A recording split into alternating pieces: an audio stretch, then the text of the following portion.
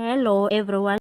The Umkhonto Party finally addressed the issue of partnering with the African National Congress. It has released a media statement on their social media platforms and shared the statement. Umkhonto Party clarifies engagement with the ANC on coalitions. The Umkhonto Party confirms that engagements with the African National Congress have indeed taken place regarding the coalition discussions. A meeting is expected to take place soon where the Umkhonto Party will hear the views presented with an open mind while firmly prioritizing the inspirations and aspirations of the South African majority and blacks in particular. We commit and reaffirm to engage only in the future of South Africa, which prioritizes the interest of the people, especially black majority who are poor, unemployment, homeless and landless, against the interest of white monopoly capital and markets. Any coalition has to focus